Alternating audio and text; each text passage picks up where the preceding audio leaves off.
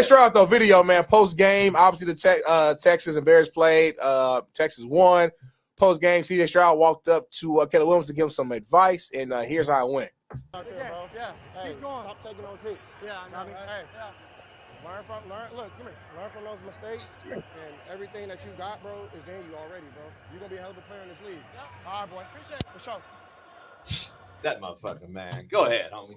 So, what I read a couple things. Number one is arrogance. I read bro, you've been here 1 year longer than me. We competed in college and we was in college at the same time. Don't try to like son me as if like you Tom Brady or some OG. I think for him, he's thinking like talent wise, I'm better than you. I was drafted, even though you drafted CJ was number 2 overall. I'm number 1 a year later. So like in his head, Caleb Williams feels like I'm better, I'm greater than you. I don't want to hear no advice from you. That's the first read I got. Number 1. Number 2, just I think simple, just frustration. I just think you just took an L. You just took a bad loss. You been getting hit all fucking game.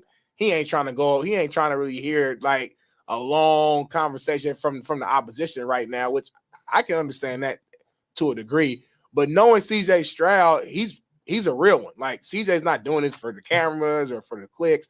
CJ's trying to give him real deal, just looking out.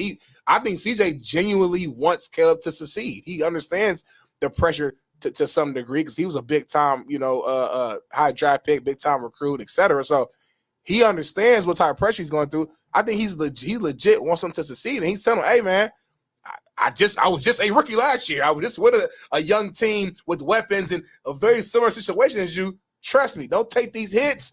Like, keep that confidence going." Like, he's telling them some real deal stuff. So, but again, my initial thing when I look at Caleb, I'm just thinking, I feel arrogance. That's just the energy I feel, JB. I don't even know where to start. Take your time. Got 3 hours. I need to defend some part of it. I ain't really defend. I ain't defend Caleb. I can understand somebody being a little frustrated. You just lost, got your ass beat, and was getting killed all game. I can understand that part, but I led with arrogance. The way he walked away, and that's why I just was like, man, he never looked at him in the face. Tells me a lot. We already knew that, though. Let me see. I'd rather paint my nails and look at you in the eyes. You're not looking at that. But come on, man. Take it from your older OG, judge of character extraordinaire. Right there at the end. Right there at the end. Shook hands. He had to because he knew cameras was on him. Oh, well, okay. Shit. Now he had to. Shit. So look. When's he looking at him? It's loud. CJ going at him like he's giving him the ear because it's loud. CJ's trying to look at him in his face. He called him back, said, "Come here." When are you gonna stop defending these motherfucking pussies, dog? That's all I want to know. I just want to know when you're going to start defending these pussies. When are you going to say, you know what? Caleb is fucking who JB said he was. I never stopped defending pussy. A low character, soft, feminine motherfucker. And I just knew it couldn't work in the NFL locker room like JB said. You said low character? When are you going to say that? Low character. Do you know Caleb personally? That's low character. Do you know Caleb personally? No, I don't need to. That's low character. Do you know Caleb personally? No, I've already seen it now. So if I found the clip of JB at one of his lowest moments, I can use that to define you. Yeah, because the world has done that to you. Because the world has done that to you, though. They used your quote unquote worst moments as a coach, and they blackballed you. That's me. You think that's right? Yeah, but that's me, though. Okay, cool. You feel me? Continue though. I wasn't fake. I wasn't an actor. That's me. And if you see me apologize for it, no, thank you. Next. So I kind of have. Here's the issue I have with this. You started what? Is this his second or third game? Second. Yep, second. So they were 1-0. Yep.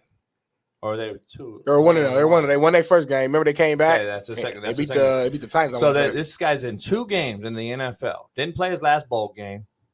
He didn't play in his last season, in the season. He won the Heisman 2 years ago. Mm-hmm. From that point on, he already knew he was the number 1 pick. Everybody was in his ear. He was the guy. CJ Stroud was number 2, so he got a little bit of humility set in when they took Bryce over him. He's probably glad that he went to Houston. I'm sure he prays every day that he went to Houston and not Carolina. So all that in retrospect, he's telling Caleb, hey, dog, I'm just trying to give you some free game. You don't got to take it, but at least like respect me. Like, look at me in the face, homie, and take these nuggets I got from my first year in the league. By the way, whatever you want to say, he ain't Brady and Manning and acting like he's been in the league and went to the playoffs in the NFL already. Just so we're clear. Have you, Caleb? You didn't play your last college game. All I'm saying is, all it should have been was, man, I appreciate that, dog. Woo, woo, woo. And because you're going to need some allies in this profession, especially from your same position. Especially from your same position. You're going to need some allies in this. When you abandon ship, and I don't want to have nobody in my corner, and I'm going to be that asshole, go ahead, dog. To me, it screams little boy. I love saying that word, little boy. It screams little boy, little boy. It screams little boy. Then you want to do all this other old shit on the side. You know, we've been talking about it, but what do I know? I know I've heard Jeff Nadu on this show, and I've heard Shaun Salisbury, and I've heard you, and I've heard everybody talk about it. Don't matter if he paints his nails, JB. Don't matter what he do off the field, Netflix and chill and dogs and cats. It don't matter. If he balls out. He balls out. Yeah, that's true. But he ain't balling right now. So all that does matter now.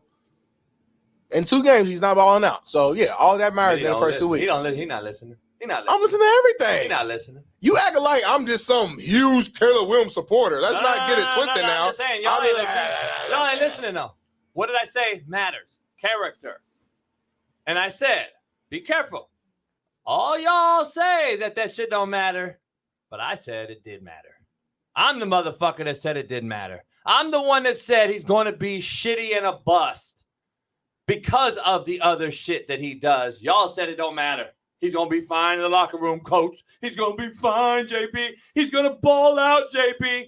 Motherfucker's thrown for barely 100 yards in 2 games. The 3 fucking picks and yet to throw a touchdown. What the fuck we talking about? I told you character matters. Because you're a quarterback, Smitty. You're not a fucking, no offense to you, a 3 technique that nobody knows. Everybody knew me. I'm just talking about in general. 3 technique. 3 techniques. Who knows them? You got a helmet on. Nobody knows who your face looks like. Nobody knows your name. You're a 3 technique. You're a grunt. You're a hardworking trench warrior. Nobody knows who you are. They know who the guy that paints his nails are. And that's the motherfucker all eyes are on. So does it matter? Yes. Because at the end of the day, it fucking matters. And look what's happening. But what the fuck do I know?